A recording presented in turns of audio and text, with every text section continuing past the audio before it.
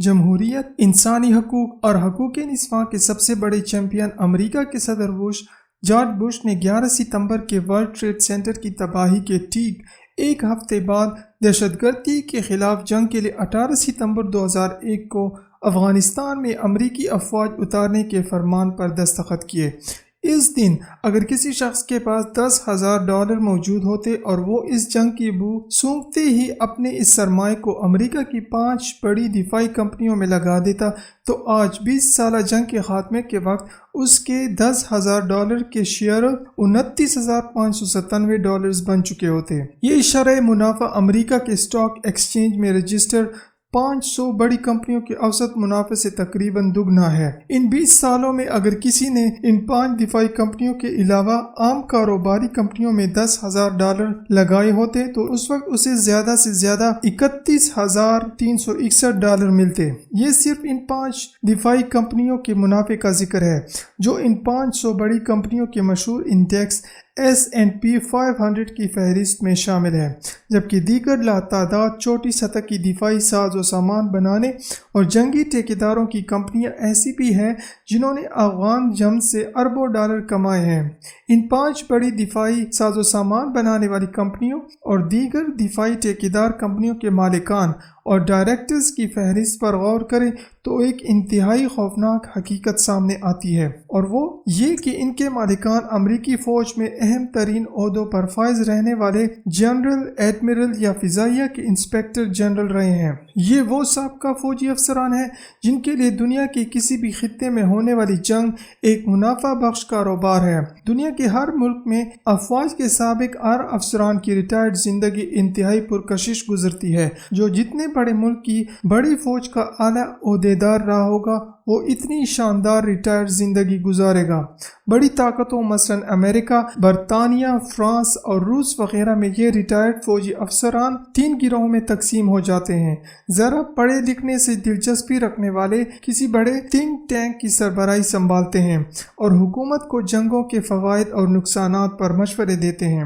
یہ دنیا بھر میں دفاعی تجزیہ نگار کہلاتے ہیں، کتابیں لکھتے ہیں، بڑے بڑے جرنلز میں مضامین تحریر کرتے ہیں اور یونیورسٹیوں، فوجی اکیڈمیوں اور مختلف فورمز پر لیکچر دے کر پیسے کماتے ہیں۔ ان کی زندگی نوکری سے زیادہ خوشحال اور پرتعیش ہو جاتی ہے۔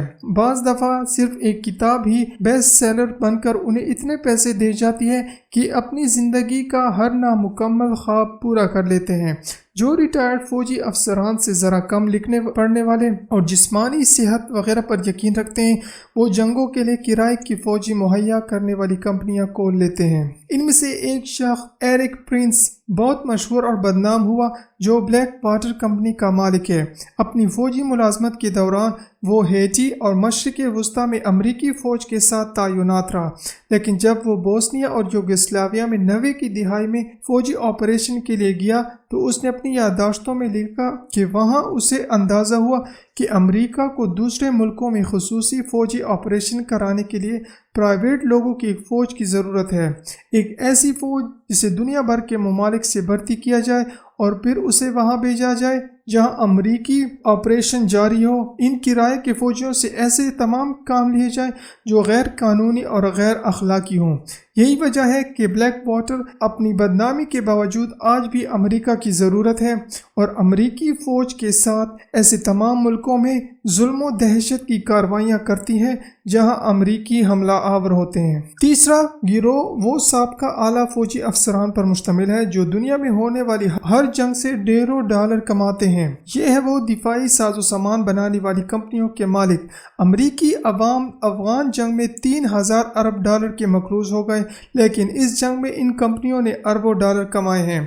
صرف ان 5 کمپنیوں کے مالکان اور منافع کا اندازہ لگائیں تو آنکھیں حیرت سے پٹی کی پٹی رہ جاتی ہے کہ دہشت گردی کے خلاف جنگ میں 20 سے 25 لاکھ انسانوں کی لاش کے ڈھیر پر ان سابقہ فوجی افسران کا کمایا ہوا مال جگمگا رہا ہے۔ یہ 5 کمپنیاں ہیں: Boeing, Raytheon, Lockheed Martin, Northrop Grumman, General Dynamic. سب سے پہلے بوئنگ کے مالکان ملاحظہ کریں۔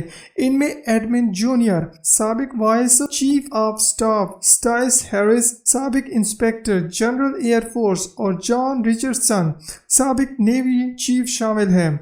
इस कंपनी में जिस शख्स ने 2001 में $10,000 के शेयर खरीदे थे, आज उनकी कीमत $1,07,588 हो चुकी है। दूसरी कंपनी रेतोन के मालिक एलन पॉलिकोस्की, साबिक एयरफोर्स जनरल जेम्स जूनियर, साबिक नेवी एडमिरल और रॉबर्ट वर्क, साबिक डिप्टी सेक्रेटरी दिफा शामिल हैं।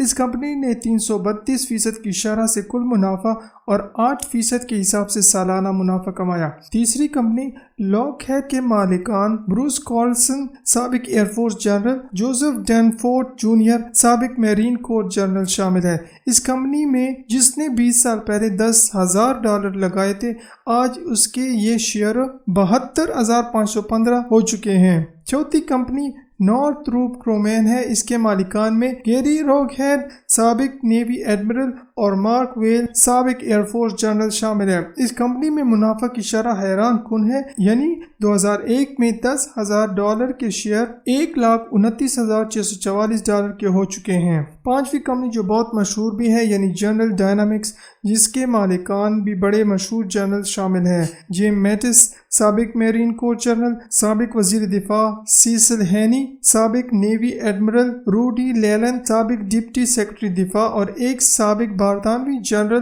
पीटर वॉल भी शामिल है। इस कंपनी में लगाए गए $10,000 आज $38,515 हो चुके होते। ये तो सिर्फ इन 5 बड़ी कंपनियों के मुनाफे का आलम है। इसके अलावा छोटे छोटे ठेकेदार यानी बंदूकें वगैरह सप्लाई करने वाले, उन्होंने सालाना $400 अरब का असलहा इस दहशतगर्दी की जंग में फ़रोख्त किया। अंग्रेज़ी में एक मुहावरा है, टिप ऑफ आइसबर्ग।